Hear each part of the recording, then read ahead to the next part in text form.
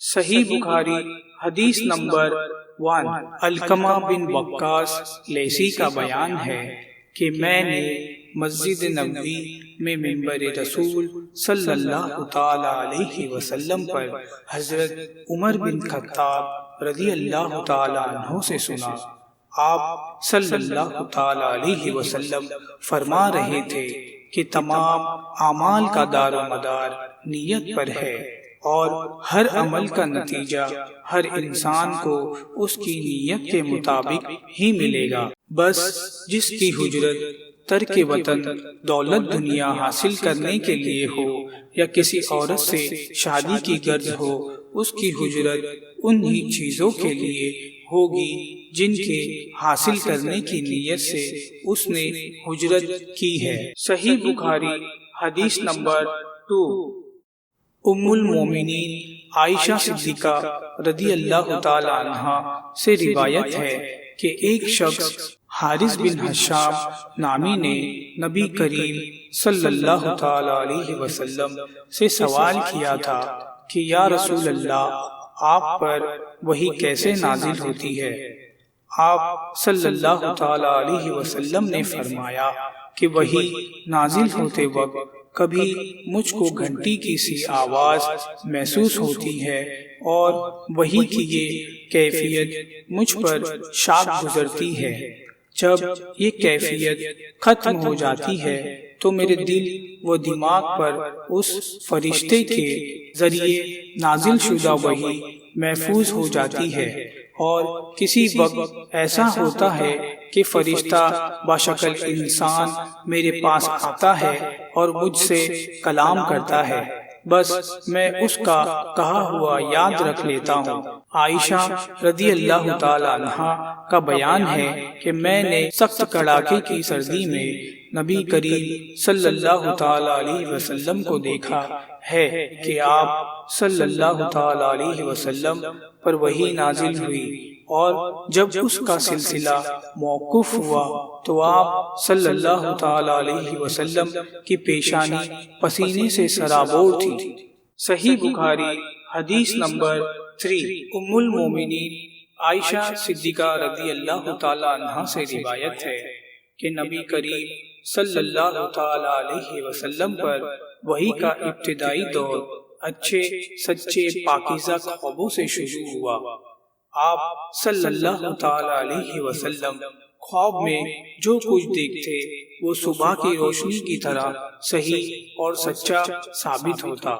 پھر من جانب قدرت آپ صلی اللہ تعالی علیہ وسلم تنہائی پسند ہو گئی، اور آپ صلی اللہ تعالی علیہ وسلم نے غار حرا میں خلوت نشینی اختیار فرمائی، اور کہیں دن اور رات وہیں مسلسل عبادت اور یاد الہی و ذکر و فکر میں مشغول رہے۔ جب تک گھر آنے کا دل نہ چاہتا توشے ہمراہ لیے ہوئے وہاں رہتے۔ توشے ختم ہونے پر ہی اہلیہ محترمہ خدیجہ رضی اللہ تعالی عنہا کے پاس تشریف لاتے، اور کچھ توشے ہمراہ لے کر پھر وہاں جا کر خلوت گزے ہو جاتے۔ یہی طریقہ جاری رہا یہاں تک کہ آپ صلی اللہ تعالی علیہ وسلم پر حق منکشف ہو گیا، اور آپ صلی اللہ تعالی علیہ وسلم غار حرا ہی میں قیام پذیر تھے کہ اچانک جبرائیل علیہ السلام آپ صلی اللہ تعالی علیہ وسلم کے پاس حاضر ہوئے اور کہنے لگے کہ اے محمد پڑھو۔ آپ صلی اللہ تعالی علیہ وسلم فرماتے ہیں کہ میں نے کہا کہ میں پڑھنا نہیں جانتا۔ آپ صلی اللہ تعالی علیہ وسلم فرماتے ہیں کہ فرشتے نے مجھے پکڑ کر اتنے زور سے بہیچا کہ میری طاقت جواب دے گئی، پھر مجھے چھوڑ کر کہا پڑھو۔ میں نے پھر وہی جواب دیا کہ میں پڑھا ہوا نہیں ہوں۔ اس فرشتے نے مجھ کو نہایت ہی زور سے بہیچا کہ مجھ کو سخت تکلیف محسوس ہوئی۔ پھر اس نے کہا کہ پڑھ۔ میں نے کہا کہ میں پڑھا ہوا نہیں ہوں۔ فرشتے نے تیسری بار مجھ کو پکڑا اور تیسری مرتبہ پھر مجھ کو بہیچا، پھر مجھے چھوڑ دیا اور کہنے لگا کہ پڑھو اپنے رب کے نام کی مدد سے جس نے پیدا کیا اور انسان کو خون کی پھٹکی سے بنایا، پڑھو اور آپ کا رب بہت ہی مہربانیاں کرنے والا ہے۔ بس یہی آیتیں آپ صلی اللہ تعالی علیہ وسلم جبرائیل علیہ السلام سے سن کر اس حال میں غار حرا سے واپس ہوئے کہ آپ صلی اللہ تعالی علیہ وسلم کا دل اس انوکھے واقعے سے کانپ رہا تھا۔ آپ صلی اللہ تعالی علیہ وسلم خدیجہ کے پاس تشریف لائے اور فرمایا مجھے کمبل اڑا دو، مجھے کمبل اڑا دو۔ لوگوں نے آپ صلی اللہ تعالی علیہ وسلم کو کمبل اڑا دیا۔ جب آپ صلی اللہ تعالی علیہ وسلم کا ڈر جاتا رہا تو آپ صلی اللہ تعالی علیہ وسلم اپنی زوجہ محترمہ خدیجہ رضی اللہ تعالی عنہا کو تفصیل کے ساتھ یہ واقعہ سنایا اور فرمانے لگے کہ مجھ کو اب اپنی جان کا خوف ہو گیا ہے۔ آپ صلی اللہ تعالی علیہ وسلم کی اہلیہ محترمہ خدیجہ رضی اللہ تعالی عنہا نے آپ صلی اللہ تعالی علیہ وسلم کی دھاڑس بندھائی اور کہا آپ کا خیال صحیح نہیں ہے، اللہ کی قسم آپ کو اللہ کبھی رسوا نہیں کرے گا، آپ تو اخلاق فضلہ کے مالک ہیں، آپ تو کنبہ پرور ہے، بے قصور کا بوجھ اپنے سر پر رکھ لیتے ہیں، مفلسوں کے لیے آپ کماتے ہیں، مہمان نوازی میں آپ بے مثال ہیں اور مشکل وقت میں آپ امر حق کا ساتھ دیتے ہیں۔ ایسے اوصاف حسنہ والا انسان یوں بے وقت ذلت و خواری کی موت نہیں پا سکتا۔ پھر مزید تسلی کے لیے خدیجہ رضی اللہ تعالی عنہا آپ صلی اللہ تعالی علیہ وسلم کو ورقہ بن نوفل کے پاس لے گئی جو ان کے چچا زاد بھائی تھے اور زمانے جاہلیت میں نصرانی مذہب اختیار کر چکے تھے اور عبرانی زبان کے کاتب تھے، چنانچہ انجیل کا بھی حسب منشاء خداوندی سے عبرانی زبان میں لکھا کرتے تھے۔ انجیل سریانی زبان میں نازل ہوئی تھی، پھر اس کا ترجمہ عبرانی زبان میں ہوا۔ ورقہ اسی کو لکھتے تھے۔ وہ بہت بوڑھے ہو گئے تھے، یہاں تک کہ ان کی بینائی بھی رخصت ہو چکی تھی۔ خدیجہ رضی اللہ تعالی عنہا ان کے سامنے آپ صلی اللہ تعالی علیہ وسلم کی حالت بیان کی اور کہا کہ اے چچا زاد بھائی، اپنے بھتیجے محمد صلی اللہ تعالی علیہ وسلم کی زبانی ذرا ان کی کیفیت سن لیجئے۔ وہ بولے کہ بھتیجے، آپ نے جو کچھ دیکھا ہے اس کی تفصیل سناؤ۔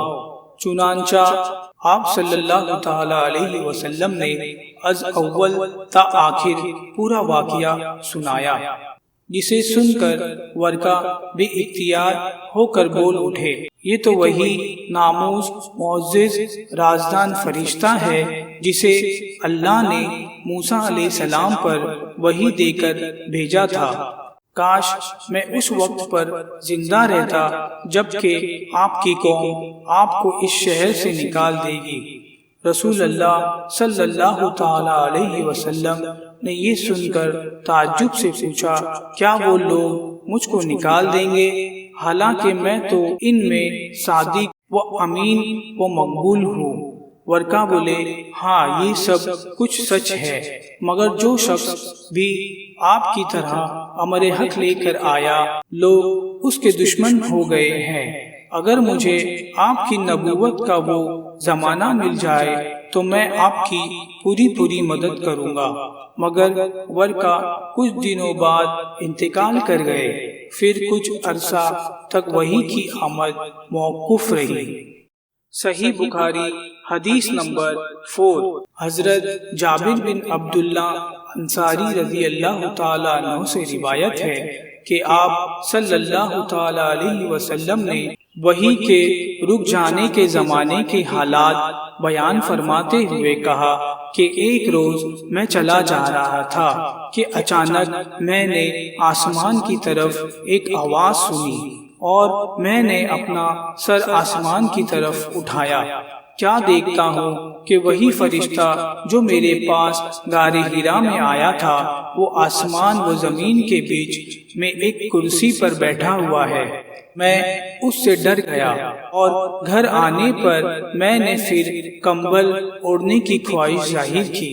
اس وقت اللہ پاک کی طرف سے یہ آیات نازل ہوئی، اے لحاف اوڑھ کر لیٹنے والے، اٹھ کھڑا ہو اور لوگوں کو عذاب الہی سے ڈرا اور اپنے رب کی بڑائی بیان کر اور اپنے کپڑوں کو پاک صاف رکھ اور گندگی سے دور رہ۔ اس کے بعد وہی تیزی کے ساتھ پے در پے آنے لگی۔ صحیح بخاری حدیث نمبر 5۔ حضرت ابن عباس رضی اللہ تعالی عنہ سے کلام الہی کی تفسیر کے سلسلے میں سنا کہ رسول اللہ صلی اللہ تعالی علیہ وسلم نزول قرآن کے وقت بہت سختی محسوس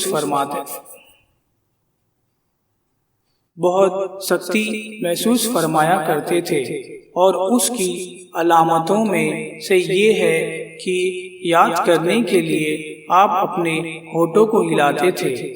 ابن عباس رضی اللہ تعالیٰ عنہ نے کہا، میں نے اپنے ہونٹوں کو ہلاتا ہوں جس طرح آپ ہلاتے تھے۔ سعید کہتے ہیں کہ میں بھی اپنے ہونٹ ہلاتا ہوں جس طرح ابن عباس رضی اللہ تعالیٰ عنہ کو میں نے ہلاتے دیکھا۔ پھر انہوں نے اپنے ہونٹ ہلائے۔ ابن عباس رضی اللہ تعالیٰ عنہ نے کہا، پھر یہ آیات اتری کہ اے محمد، قرآن کو جلدی جلدی یاد کرنے کے لیے اپنی زبان نہ ہلاؤ، اس کو جمع کر دینا اور پڑھا دینا ہمارا ذمہ ہے۔ ابن عباس رضی اللہ تعالیٰ عنہ کہتے ہیں، یعنی قرآن آپ صلی اللہ تعالیٰ علیہ وسلم کے دل میں جمع دینا اور پڑھا دینا ہمارا ذمہ ہے۔ پھر جب ہم پڑھ چکے تو اس پڑھے ہوئے کی ابتدا کرو۔ ابن عباس رضی اللہ تعالیٰ عنہ فرماتے ہیں، اس کا مطلب یہ ہے کہ آپ اس کو خاموشی کے ساتھ سنتے رہو، اس کے بعد مطلب سمجھا دینا ہمارے ذمے ہے۔ پھر یقیناً یہ ہماری ذمہ داری ہے کہ آپ اس کو پڑھو، یعنی اس کو محفوظ کر سکو۔ چنانچہ اس کے بعد جب آپ کے پاس جبرائیل علیہ السلام وحی لے کر آتے تو آپ توجہ سے سنتے۔ جب وہ چلے جاتے تو رسول اللہ صلی اللہ تعالی علیہ وسلم اس وحی کو اسی طرح پڑھتے جس طرح جبرائیل علیہ السلام نے اسے پڑھا تھا۔ ناظرین، ہمارے چینل کو سبسکرائب کریں اور ویڈیو کو لائک کریں۔